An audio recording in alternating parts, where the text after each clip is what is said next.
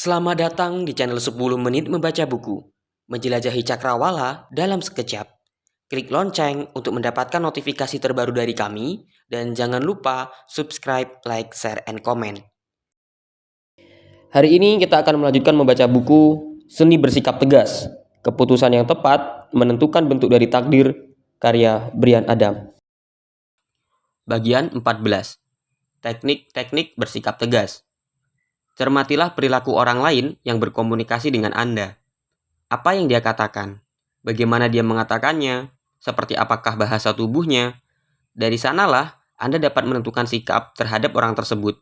Berikut teknik-teknik yang dapat membantu Anda bersikap tegas sekaligus menghargai diri sendiri dan orang lain. 1. Bernapas. Apakah Anda bisa menahan napas ketika stres atau menghadapi konflik? Menarik napas beberapa kali pada saat stres dapat membantu Anda lebih tenang. Dengan menjadi lebih tenang, apapun yang Anda katakan selanjutnya akan terdengar lebih tegas. Setiap tarikan napas mampu mengendurkan otot-otot di sekitar rahang Anda. Area sekitar rahang memang cenderung mengencang sehingga memengaruhi nada suara Anda. Lambatkanlah kecepatan bicara Anda. Bicara terlalu cepat cenderung diikuti dengan perilaku patuh dan agresif. Jangan berteriak atau berbisik. Sampaikanlah pesan dengan nada yang rata dan normal untuk mengurangi rasa gugup yang berlebih. Rasa gugup seringkali terlihat di dalam nada yang meninggi. Ketika berbicara dengan nada tinggi, Anda akan kehilangan rasa hormat dari orang lain karena penyampaian bernada tinggi sering dikaitkan dengan suara anak. 2. Berpikir lalu bereaksi. Dalam kebanyakan situasi di mana ketegasan diperlukan, perlu meluangkan lebih banyak waktu untuk menilai situasi sebelum Anda merespons. Berapa kali Anda ingin mengatakan atau melakukan sesuatu yang berbeda? Jika Anda perlu bersikap tegas, berhentilah sejenak untuk berpikir sebelum mengatakan atau melakukan apapun. Berikanlah kesempatan kepada area lain di dalam otak untuk mengetahui apa yang sebenarnya terjadi, daripada apa yang menurut Anda mungkin terjadi.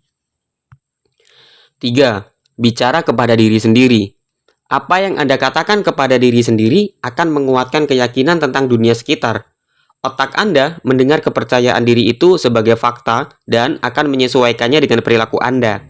Jika mengatakan kepada diri sendiri bahwa Anda takut atau orang lain salah atau jahat, atau bahwa ini selalu terjadi kepada saya, maka reaksi berantai pun diatur oleh otak, sehingga perilaku mendukung keyakinan Anda.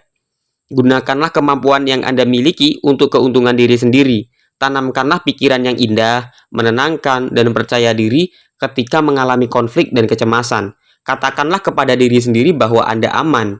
Katakanlah kepada diri sendiri bahwa Anda mampu dan kuat. Katakanlah kepada diri sendiri bahwa orang lain membutuhkan dukungan dan pengertian Anda. Berhati-hatilah dalam menyampaikan pesan. Anda tidak perlu mengatakan, "Saya tidak marah." Karena otak akan mendengar kata marah dan bereaksi sesuai dengan kata tersebut. Jangan berkata, "Saya akan percaya diri," karena otak akan bersikap, "Baiklah, tetapi untuk saat ini saya akan panik." Tariklah napas Anda dengan dalam. Pikirkan situasi yang membuat Anda stres atau sulit. Katakanlah kepada diri sendiri tentang perasaan Anda seolah benar-benar merasakannya. Berlatihlah secara teratur dan ketika benar-benar perlu bersikap tegas. Dengan demikian, Anda akan berada dalam posisi yang baik untuk menggunakan teknik ini secara menguntungkan. 4. Bahasa yang tepat. Gunakanlah bahasa yang tepat ketika Anda ingin meredakan situasi yang menekan. Bahasa agresi adalah menghina, memerintah, dan argumentatif, walaupun kadang-kadang dilakukan dengan cara yang halus. Istilah-istilah yang merendahkan mungkin saja justru menghina, sedangkan menyuruh orang untuk tenang bisa bersifat memerintah. Misalnya, "Saya mengerti, tapi" adalah cara sempurna untuk memulai argumen. Banyak pernyataan agresif dimulai dengan kata "Anda". Misalnya, "Anda harus" dan "Anda tidak bisa". Singkirkanlah kata "Anda" dan "tapi" dari kosakata Anda. Singkirkanlah kata "Anda" dan "tapi" dari kosakata Anda. Gantilah dengan kata-kata "saya" atau "dan". Pernyataan "saya menghargai perasaan Anda" dan "inilah yang saya rasakan" adalah komunikasi yang tegas. Menggunakan kata saya adalah bukti kejujuran karena Anda adalah pemilik pikiran dan perasaan, bukan menaruhnya kepada orang lain. Sedangkan kata dan membangun kerjasama dan pengertian. Orang yang tidak tegas akan memberi petunjuk tentang perasaannya dengan berkata, "Tidakkah menurut Anda?" Atau orang berkata, bahasa penyerahan diri bersifat tidak menonjolkan diri. Misalnya, "Jangan pedulikan saya," atau "Maaf mengganggu," atau "Bolehkah saya mengajukan pertanyaan?" Ada juga kata-kata pengisi seperti "Sebenarnya, saya tidak yakin." Pernyataan itu menghindarkan Anda dari pernyataan tentang apa yang Anda pikirkan. Dengan demikian, Anda melepaskan diri dari kepemilikan atas pikiran dan perasaan Anda. 5. Mencermati tubuh. Tubuh Anda mengkomunikasikan 55% pesan Anda. Reaksi agresif terlihat dari kepalan tangan, jari yang menunjuk, maupun mata yang menatap tajam. Reaksi tunduknya adalah mengecilkan, menghindari kontak mata, menjauh dan menutup diri dengan tangan dan atau lengan. Untuk terlihat tegas, batasilah gerakan tangan Anda secara sadar. Gunakanlah gerakan lembut yang mendukung kata-kata Anda. Tataplah mata orang lain, terutama saat dia berbicara kepada Anda. Saat Anda memutuskan kontak mata, lakukanlah untuk melihat sesuatu yang juga bisa dilihat orang lain. Dengan demikian, Anda berada pada tingkat fisik yang sama dengan orang lain. Gunakanlah otak Anda untuk memutuskan pesan yang ingin dikomunikasikan. Lanjutkanlah dengan menggunakan suara, tubuh, juga kata-kata Anda. 6. Berulang-ulang. Nyatakanlah perasaan atau keinginan Anda berulang-ulang dengan tenang setiap kali ada orang yang mencoba mendebat atau mengganggu Anda. Katakanlah, "Tolong, jangan membuat lelucon vulgar." Atau, "Menurut saya, lelucon vulgar ini tidak lucu." Pernyataan itu diperlukan untuk mempertahankan prinsip Anda tanpa mengecilkan orang lain. Mungkin Anda pernah berusaha mengembalikan barang rusak ke sebuah toko agar uang Anda dikembalikan. Jika pegawai toko menawarkan alternatif lain, misalnya memperbaiki atau mengatakan bahwa barang tersebut tidak rusak, maka Anda perlu mengulang pernyataan bahwa Anda ingin uang Anda dikembalikan. Pernyataan berulang-ulang tidak bersifat kasar, melainkan cara yang memungkinkan untuk menegaskan keinginan Anda secara jelas dalam cara yang tidak ofensif. Bahasa tubuh dan nada suara penting di sini. Jangan sampai Anda berteriak atau memperlakukan lawan bicara dengan buruk. Ingatlah bahwa pernyataan Anda sudah cukup kuat. 7. Mengaburkan. Gunakanlah kalimat, "Mungkin Anda benar." Ketika seseorang berusaha mengajak Anda berdebat, dengan cara ini, Anda mengakui bahwa pandangan lawan bicara mungkin memiliki alasan, tetapi Anda tetap yakin pada posisi Anda. Setuju bukan berarti menyerah dan mengubah pikiran. Apabila seseorang berkata, "Potongan rambut Anda jelek," maka Anda dapat menanggapi dengan berkata, "Mungkin Anda benar." Lalu, dia akan berkata lagi, "Anda tidak dengar. Anda terlihat seperti pecundang." Tanggapilah dengan berkata, "Mungkin Anda benar, tetapi nanti pasti tumbuh lagi." Teknik ini tegas tetapi tidak kasar, sebab Anda setuju dengan si antagonis.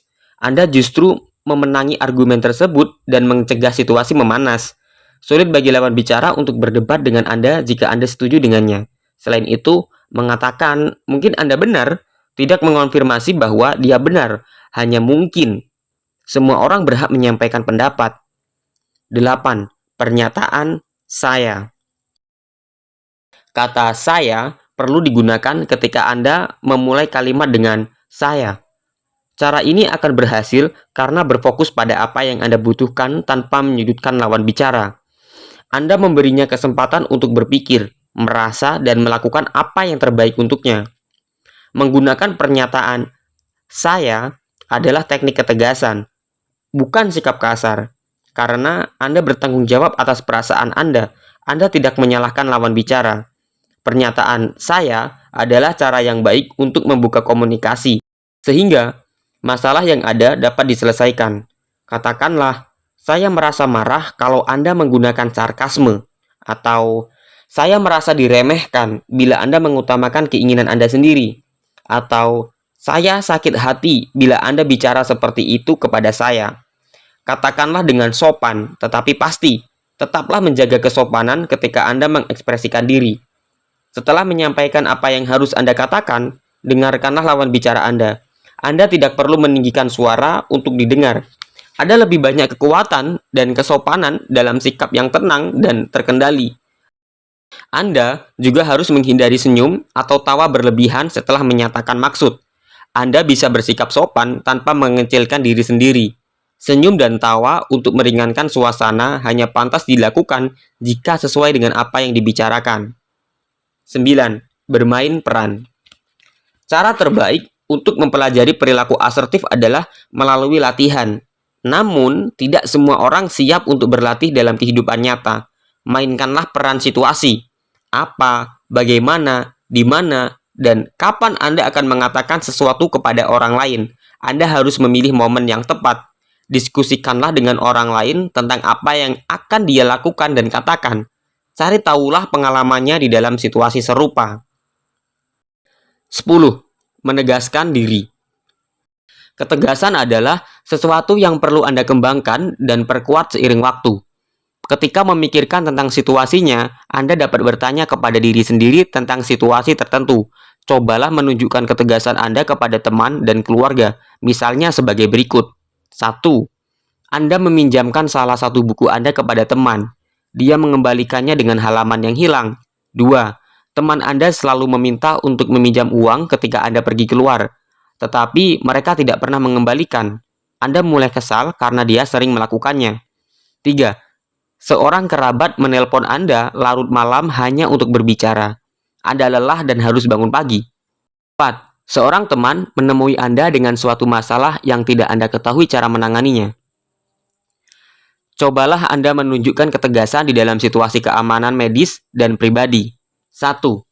Dokter Anda meresepkan obat, tetapi tidak memberitahu untuk apa atau efek samping apa dari obat tersebut. 2. Anda sedang makan siang dan orang di sebelah Anda merokok selama makan sehingga Anda merasa sangat terganggu. 3. Anda adalah penumpang di dalam sebuah mobil dan sang sopir mengemudikannya lebih cepat daripada yang menurut Anda aman. Cobalah Anda menunjukkan ketegasan di dalam situasi sehari-hari. Misalnya, sepatu baru yang Anda beli 3 minggu lalu sudah mulai rusak. Lalu, Anda membawanya kembali ke toko tempat Anda membelinya. Sedangkan di dalam situasi kerja, misalnya. 1. Seorang rekan kerja di meja sebelah sangat tidak rapi dan barang-barangnya tumpah ke meja Anda. 2. Anda terus-menerus menerima panggilan untuk kolega yang lebih suka bekerja jauh dari meja mereka.